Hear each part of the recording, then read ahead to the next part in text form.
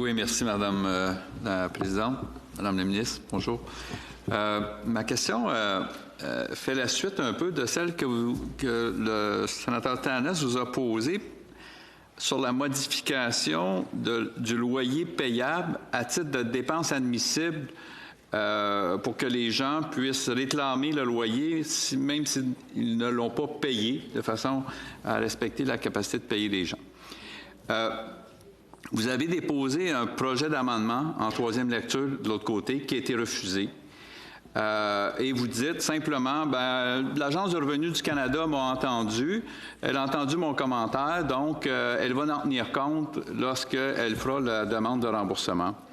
Vous ne trouvez pas que c'est un peu irrespectueux envers le Parlement, envers les deux chambres, particulièrement envers le Sénat, où il est parfaitement possible de déposer un amendement ici, de rendre le projet de loi conforme à vos intentions ministérielles et non pas laisser les fonctionnaires administrer la loi comme bon leur semble? Merci pour la question, monsieur le sénateur. Et j'ai deux réponses. Premièrement, je pense, et c'est pour chaque sénateur de décider, mais je pense que nous sommes dans une situation urgente. Et quand je parle avec les entreprises, et je pense que vous entendez la même chose que j'entends, ils ont besoin de l'aide maintenant. Et pour cette raison, nous tous, les sénateurs, les députés, les fonctionnaires, les gens qui travaillent dans l'Agence de revenu du Canada, nous devons faire les choses dans une manière un peu différente qu'on les fait dans une situation normale. Et c'est pour cette raison que je pense que la décision la meilleure sera d'appuyer C9 comme la loi est maintenant.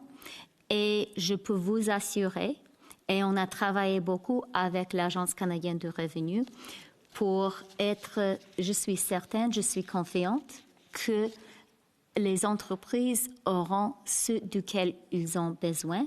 Et pour moi, c'est la chose la plus importante. Concernant le respect pour la législature, pour la Chambre des communes, pour le Sénat, on va déposer un amendement et j'espère que cet amendement aura l'appui de la Chambre des communes et aussi du Sénat. Mais je pense que nos entreprises, ils ne peuvent pas attendre. J'ai l'impression que vous essayez de faire compliqué quand on peut faire simple. Votre ancien collègue, le ministre Morneau, a déjà déposé un amendement ici, par la voix du leader du gouvernement, pour modifier un projet de loi budgétaire qui était imparfait. Et il a été adopté ici, ça a été retourné à la Chambre et ça a été adopté à la Chambre. Il serait très possible pour vous de demander à votre leader du gouvernement de faire cet amendement-là qui serait adopté ici, retourné à la Chambre des communes et on aurait un projet de loi complet plutôt que, encore une fois, un projet de loi avec plein de lacunes laissé à la discrétion des fonctionnaires?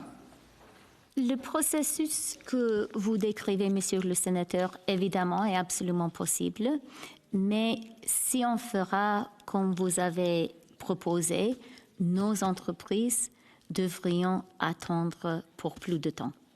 Et pour moi, voyons que nous sommes dans la deuxième vague, voyons que nous sommes en pleine pandémie, je pense qu'on doit réagir maintenant, qu'on doit donner les entreprises l'aide duquel ils ont besoin.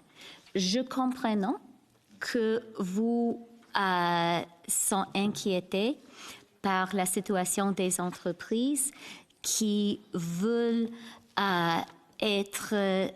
qui veulent avoir l'appui fédéral, utiliser le loyer payable. Et je suis d'accord avec vous. Et c'est pour cette raison que je suis contente que je peux vous assurer qu'avec la loi qu'on a devant nous, ces entreprises auront l'aide. Et pour moi, c'est la chose la plus importante.